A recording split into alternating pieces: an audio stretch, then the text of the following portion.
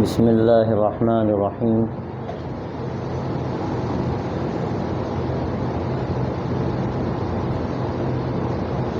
الحمد للہ رب العالمین، والصلاة والسلام علی سید المرسلین خاتم النبیین سیدنا و نبینا و مولانا محمد وعلی آلہ وصحبہ اجمعین وعلى من تبعهم بإحسان ودعا بدعوتهم إلى يوم الدين، أما بعد، فأعوذ بالله من الشيطان الرجيم. من عمل صالحا من ذكر أو أنثى وهو مؤمن فلنحيينه حياة طيبة، صدق الله العظيم. معزز خواتین، ماں بہنوں اور بچیوں، مجھے مسرت ہے کہ یہ مدرسہ جو خاص طور سے بچیوں کی تعلیم کے لیے قائم ہوا ہے، میں یہاں پر حاضر ہوں. حضرت مولانا عبدالغنی صاحب رحمۃ اللہ علیہ کی توجہ سے، فکر سے مدرسہ قائم ہوا، اور یہ مدارس اس وقت بڑی اہمیت رکھتے ہیں. ان کے ذریعے سے ہی اللہ تبارک و تعالیٰ نے اب تک یہاں اسلام کی حفاظت فرمائی ہے، اور ان کے ذریعے سے یہاں اسلام کی آبیاری ہوئی ہے. اور میں سمجھتا ہوں کہ خاص طور سے اس وقت بچیوں کے مدارس کی بڑی ضرورت ہے، اس لیے کہ گھروں میں جو ماحول بنتا ہے وہ خواتین سے بنتا ہے، اور گھروں کے ماحول کا اثر باہر پڑتا ہے. جو سماجی خرابیاں ہیں زیادہ تر آپ اگر غور کریں تو وہ گھروں سے چلتی ہیں. گھروں میں جو باتیں اختیار کی جاتی ہیں، جو رسمیں اختیار کی جاتی ہیں، اور کبھی وہ خواتین کے اصرار سے ہوتی. کوئی بڑی خاتون گھر میں ہے، ماں ہے، دادی ہے، نانی ہے، کبھی کبھی ایسا ہوتا ہے کہ ان کا شدید اصرار ہوتا ہے کہ ہمارے گھر میں یہ ہوتا چلا آیا ہے، اس کو ہونا چاہیے. وہ یہ نہیں جانتے کہ یہ جو عمل اب تک ہوتا رہا ہے اس کا شریعت سے کیا تعلق ہے، اور وہ شریعت سے کتنی الگ بات ہے، ہٹی ہوئی بات ہے. تو اس کا نقصان یہ ہے کہ وہ باتیں بھی پنپتی گھروں سے باہر پہنچتی ہیں. اور اکثر ہی کہتے سنا گیا، مردوں سے بات کی جاتی ہے تو کہتے ہیں کہ گھر کی خواتین نہیں مانتی. تو اس سے یہ اندازہ ہوتا ہے کہ زیادہ ضرورت اس بات کی ہے کہ خواتین پر محنت ہو اور ان کے ذہن کو بنانے کی کوشش کی جائے. اور ہمارے یہ مدارس اس کام کے لیے بہت ضروری ہیں اور بہت مفید ہیں. تو میں مبارکباد دیتا ہوں مدرسے کے ذمہ داروں کو، اور یہ مجھے خوشی ہوئی معلوم کر کے کہ الحمدللہ آس پاس کی بچیاں بڑی تعداد میں یہاں تعلیم حاصل کرتی ہیں. اور میں امید کرتا ہوں کہ بڑی بچیوں کے لیے، خواتین کے لیے بھی کچھ تعلیم کا انتظام یہاں ہوگا، اور اگر نہ ہو تو اس کو کرنا چاہیے. اس لیے کہ جو بچیاں بڑی ہیں، کالجوں میں جاتی ہیں، یا بعض خواتین ہیں کچھ جاب پر جاتی ہیں، یا کہیں نہیں جاتی لیکن گھر میں ان کا کوئی ماحول ایسا نہیں ہے، ایسی خواتین کے لیے ضروری ہے کہ 1 گھنٹہ 2 گھنٹہ ان کو دین سکھایا جائے. اور 1 گھنٹے 2 گھنٹے اگر وہ دین سیکھ لیں گی تو کچھ نہ کچھ وہ اپنی اصل پر قائم رہیں گی. ورنہ تو خطرہ یہ ہے کہ جس طرح ماحول کو بگاڑا جا رہا ہے، اور موبائل کے ذریعے سے کیسی خرافات گھر گھر داخل ہو رہی ہیں. تو اب اگر ہم اس کی فکر نہیں کریں گے تو ہم سنبھال نہیں پائیں گے اپنے سماج کو، اپنی سوسائٹی کو ہم سنبھال نہ پائیں گے. اس لیے کہ سوسائٹی گھروں سے ہی چلتی. اور بعض خواتین یہ سمجھتی ہیں کہ بھئی یہ سب ذمہ داری مردوں کی ہے. ہاں، یہ بات اس میں کوئی شبہ نہیں کہ جو خارجی ذمہ داریاں ہیں وہ سب مردوں ہی کی ہیں. ذمہ داری جس کو کہا جاتا ہے وہ یقیناً مردوں ہی کے اوپر ہے. کمانا ان کے ذمہ ہے، گھر چلانا ان کے ذمہ ہے، اور جو دوسرے بہت سارے کام ہیں دعوت کے اور دین کے وہ ان کے ذمہ ہیں. لیکن گھروں کا ماحول بہتر بنانا یہ خواتین کے ذمہ ہے. المرأة راعیة فی بیتها یا فی بیت بعلها روایتوں سے معلوم ہوتا ہے کہ عورت کو گھر کا ذمہ دار بنایا گیا ہے، اور کل قیامت میں اسے پوچھا جائے گا کہ اس نے اپنی ذمہ داری کس حد تک ادا کی۔ بھئی شوہر کمانے چلا گیا، پڑھانے چلا گیا، یا اور کسی کام پر چلا گیا، اب گھر کس کے ذمہ ہے؟ گھر خواتین کے ذمہ ہے۔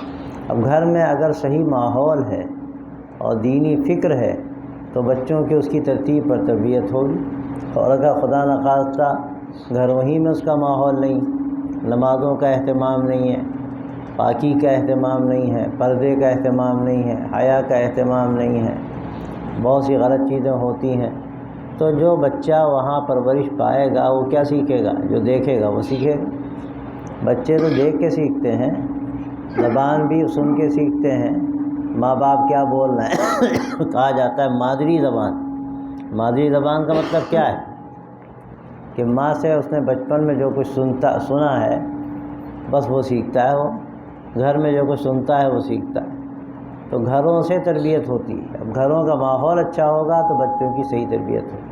پوری تاریخ میں آپ دیکھیے کہ بہت بڑے بڑے لوگ پیدا ہوئے ہیں، ان کی تعلیم و تربیت میں جو بنیادی کردار ہے وہ خواتین کا ہے، ان کی ماؤں کا ہے، گھر کی خواتین کا ہے۔ دوسری اور ان کی جو بڑی پھوپھیاں ہیں، خالہ ہیں، جو کہیں جو مشترکہ خاندانی نظام ہوتا ہے، وہاں جو گھر میں بڑے ہوتے ہیں خواتین، جو بڑی خواتین ہیں، ان کا بچوں کی تربیت پر بڑا گہرا اثر پڑتا ہے۔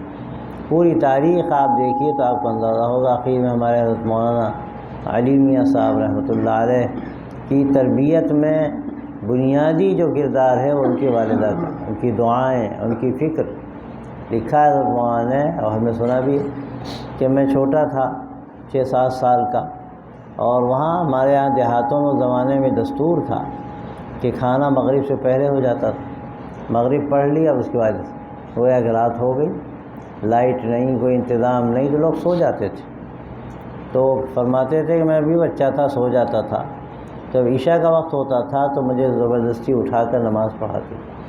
بعض لوگ کہتے تھے کہ ابھی تو بچہ ہے، ابھی تو نماز فرض بھی نہیں اس پر، تو فرماتی تھی کہ اگر ابھی سے صحیح بیج نہ ڈالا گیا تو پھر آگے کیا امید لگائی جائے۔ یہ بہت اہم بات ہے۔ ہم گھروں میں اکثر کیا ہوتا ہے، چھوٹی بچیوں کو ایسا لباس پہنا دیتے ہیں جو نامناسب ہوتا ہے، اور کہ چھوٹی بچی ہے، 7 سال 6 سال کی اگر ہے تو ایسی چھوٹی بھی نہیں۔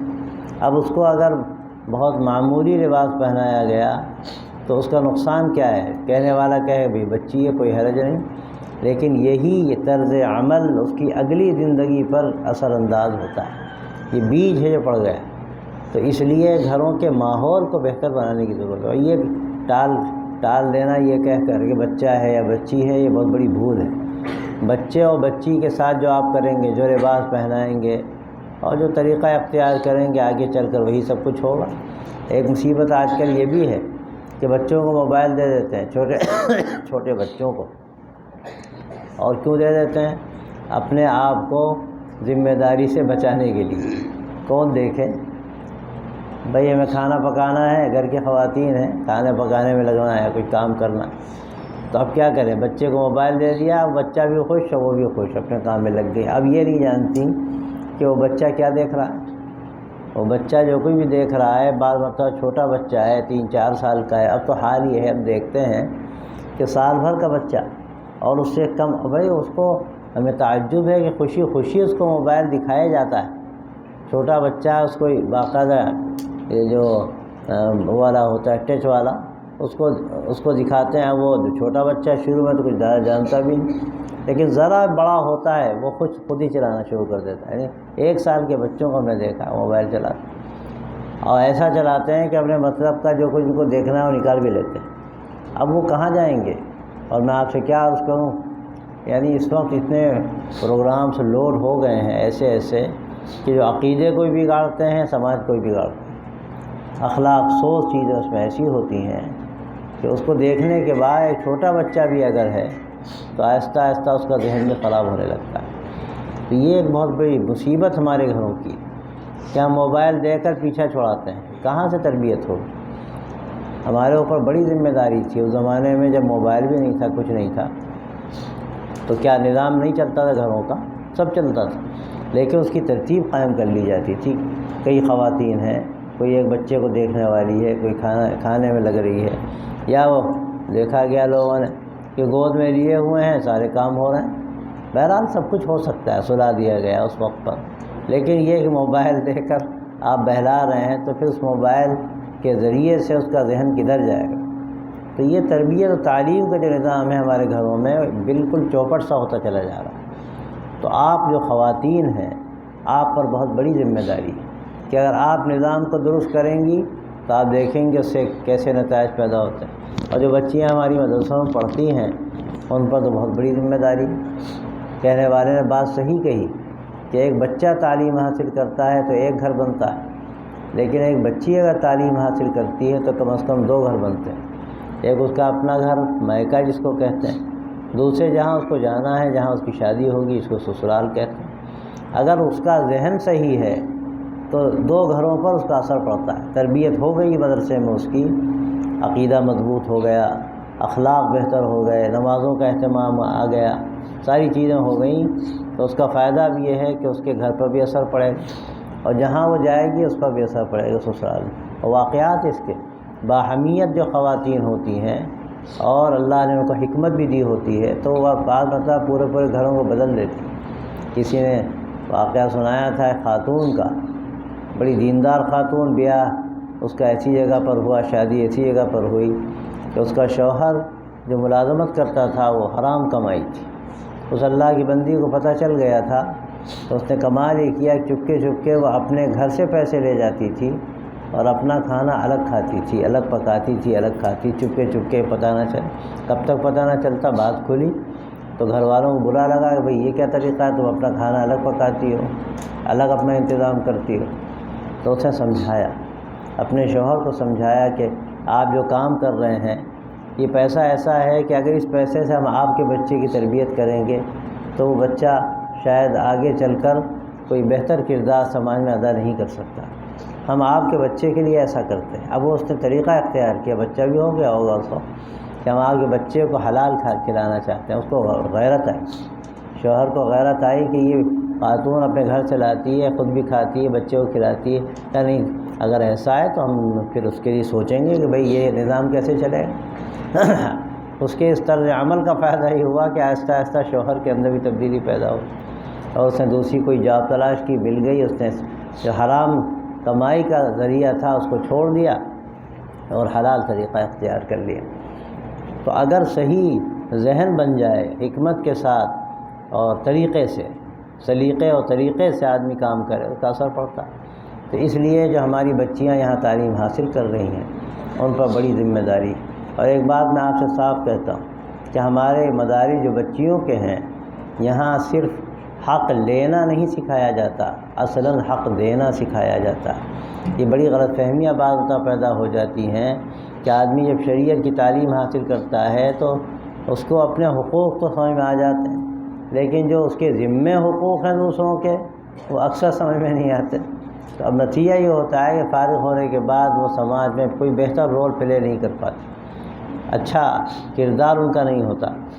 اور یہاں تک سنا گیا کہ لوگ بچیوں میں جو مدرسوں میں پڑھنے والی بچیاں ہیں بعض مرتبہ ان سے شادی کرنے سے کتراتے ہیں، اس لیے کہ وہ یہ دیکھتے ہیں کہ ان کو اپنا حق خوب یاد رہتا ہے۔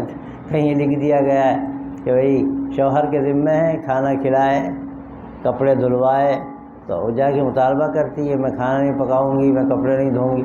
اللہ کی بندی کو یہ بتا رہی کہ سنت کیا ہے۔ اللہ کے نبی صلی اللہ علیہ وسلم تو خود اپنے کپڑے دھوتے تھے، اور ازواج مطہرات کا طریقہ کیا تھا۔ تو وہ اخلاق نبوی اور حضرت صلی اللہ علیہ وسلم کے گھر کا جو نظام تھا وہ شریعت ہے یا ہماری کوئی نئی شریعت ہے؟ وہ تو ایک قانونی بات ہے، لیکن ایک جو اخلاقی نظام ہے اصل وہی ہے جس سے سماج بنتا ہے، سماج آگے بڑھتا ہے۔ اگر وہ اخلاقی نظام ہمارے اندر نہیں ہے تو ہم کہاں سے کامیاب ہوں؟ تو یہ ہمیں مدرسوں میں اس کی طرف توجہ کرنی چاہیے۔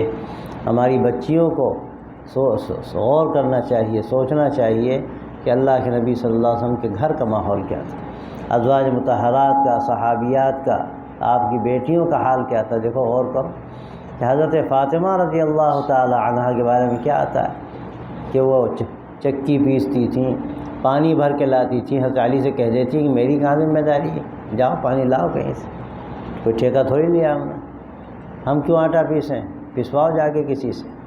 حضرت فاطمہ رضی اللہ عنہ سارے گھر کے کام کرتی تھی، اور حضرت علی نے ایک مرتبہ خود کہا کہ دیکھو غلام باندیاں آئے ہیں، چلی جاؤ، اگر ایک باندی مل جائے گی تمہارا بوجھ ہلکا ہو جائے گا۔ وہ گئیں تو وہاں بہت سے لوگ بیٹھے ہوئے تھے، حضرت فاطمہ کو شرم آئی کہ سب کے سامنے کیسے کہیں۔ حضرت صلی اللہ علیہ وسلم دوسرے وقت میں تشریف لائے اور فرمایا کہ بیٹی تم آئی تھیں، کوئی ضرورت تھی؟ تو انہوں نے یہ بات فرمائی کہ یہ باندیاں آئی تھیں، خیال تھا۔ آپ صلی اللہ علیہ وسلم نے فرمایا میں اس سے بہتر چیز تمہیں نہ بتا دوں؟ اور پھر وہ تسبیح فاطمی جو کہی جاتی ہے 33 مرتبہ سبحان اللہ، 33 مرتبہ الحمدللہ، 34 مرتبہ اللہ اکبر، یا 33 مرتبہ اللہ اکبر، ایک مرتبہ لا الہ الا اللہ، مختلف الفاظ اس میں ہیں۔ یہ تسبیح فاطمی آپ صلی اللہ علیہ وسلم نے ان کو تلقین فرمائی۔ تو یہ ساری روایتیں اور جو گھر کا مزاج و ماحول ہے وہ کیا چیز ہمارے سامنے رکھتا ہے؟ ہم اپنے مطالبات رکھیں، ہمیں دین دیکھنا ہے، اللہ کی رضا دیکھنی۔ اور جب آدمی اللہ کی طرف متوجہ ہوتا ہے تو اس کی زندگی کا رخ دوسرا ہوتا ہے، اس کو ایمان کی حلاوت ملتی ہے۔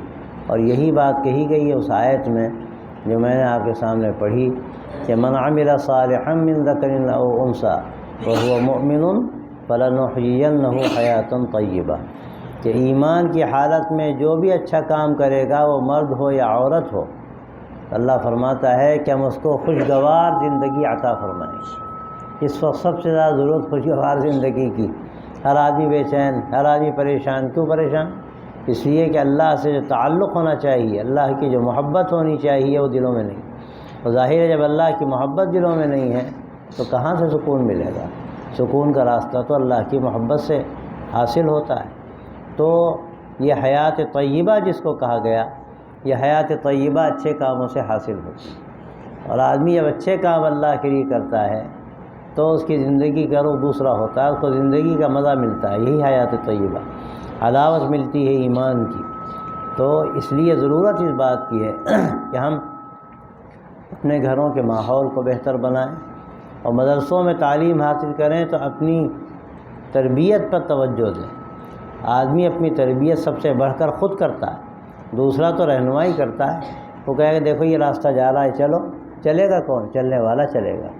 جو راستہ بتا رہا ہے وہ نہیں چلے گا، بلکہ اس کو وہ تو راستہ بتائے گا، چلنے والے کو وہاں چلنا پڑے گا، تب اس کو منزل ملے گی۔ چلنے کے بعد ہی اس کو منزل ملے گی، بغیر اس کے منزل نہیں ملتی۔ تو کام تو ہمیں کرنا ہے، تربیت ہمیں خود اپنی کرنی۔ تو انشاءاللہ اگر اس کی فکر ہوگی تو اس کا فائدہ آپ دیکھیں گی۔ اور جو بھی ہماری مائیں بہنیں اطراف سے آئی ہیں دین کی بات سننے کے لیے، اللہ کی نعمت ہے، اللہ نے توفیق دی ہے ان کو، وہ اپنے گھروں کے ماحول کو بہتر بنانے کی کوشش کریں۔ بہت سے کام غلط ہوتے ہیں، تصویریں لٹکائی جاتی ہیں، فرشتے نہیں آتے، بڑی محرومی کی بات ہے۔ عام طور پر ڈبوں میں اور اخبارات میں تصویریں ہوتی، تو اس میں خیال رکھنا چاہیے کہ ڈبے اس طرح نہ رکھے جائیں کہ تصویر سامنے ہو۔ ایک واقعہ میں آپ کو سناؤں، ہمارے ایک بہت تعلق کے بزرگ تھے، ان کے انتقال کا وقت ہوا، سکرات کا عالم تھا، بڑی عمر تھی، لیکن کسی صورت سے ان کی جان نہیں نکلتی تھی، اور بڑے نیک آدمی، لوگوں کو تعجب کہ آپ کا قصہ کیا ہے۔ ایک صاحب نے دیکھا کہ ان کے اس بیڈ کے نیچے ایک جوتے کا ڈبہ رکھا ہے جس پہ تصویر بنی ہوئی ہے۔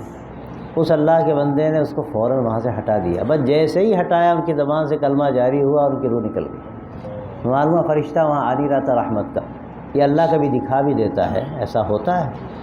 تو یہ چیزیں بڑی محرومی کا کبھی ذریعہ بنتی۔ نمبر 2، گھروں میں اچھی باتیں کی جائیں، فلم کی سٹوریاں یا موبائل کے ذریعے سے جو غلط باتیں آتی ہیں اس پر تبصرہ بیٹھ کر باتیں، گفتگو، یہ تو ماحول کو خراب کرنے والی باتیں ہیں۔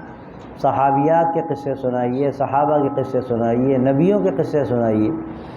حضرت ابراہیم علیہ السلام کا قصہ آپ سنائیے جو قصص کے کتابوں میں موجود ہے، قصص النبیین، قصص الانبیاء میں، کس طرح انہوں نے بت کو توڑا اور کیا حکمت اختیار کی۔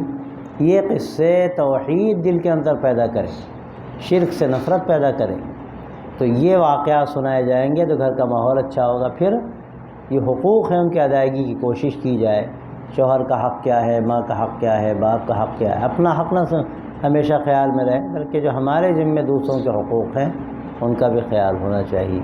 اور اسی طرح ہمیں یہ فرق سمجھنے کی ضرورت ہے، گھروں میں ایک بہت بڑی برائی، محرم نامحرم کا فرق نہیں سمجھتے، مذاق کرتے ہیں اور بے ڈنگے مذاق کرتے ہیں، چچا داد بھائی ہے، سالی ہے، دیور ہے، جیٹھ ہے، فلانا ہے، ماموں زاد بھائی، یہ جتنے زاد ہیں یہ سب نامحرم۔